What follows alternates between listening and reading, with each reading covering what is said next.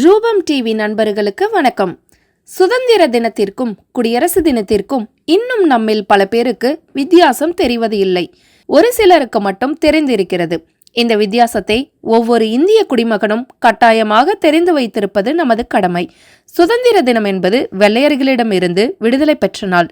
குடியரசு தினம் என்பது இந்தியாவினுடைய அரசியலமைப்பு சட்டம் அமல்படுத்திய நாள். சுதந்திர தினத்தன்று பிரதமர் கொடியை ஏற்றுவார்.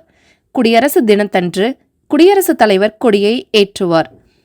சுதந்திர தினத்தன்று கொடி மடிக்கப்பட்டு இருக்கும், கீழே இருந்து மேலாக ஏற்றப்பட்டு விரிக்கப்படும். ஆனால் குடியரசு தினத்தன்று கொடியை மடித்து வைத்திருக்க மாட்டார்கள், அப்படியே விரித்தே மேலே ஏற்றப்படும்.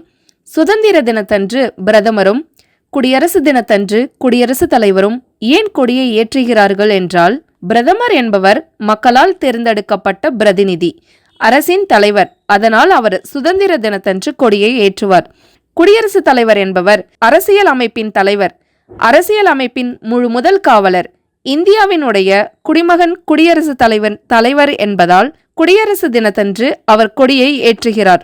அதனால் இந்த விஷயத்தை அனைத்து இந்திய குடிமக்களும் கட்டாயமாக நாம் தெரிந்து வைத்திருக்க வேண்டும். தொடர்ந்து இது போன்ற தகவல்களுக்கு ரூபம் டிவியை இணைந்திருங்கள். அனைவருக்கும் இந்திய குடியரசு தின நல்வாழ்த்துக்கள்.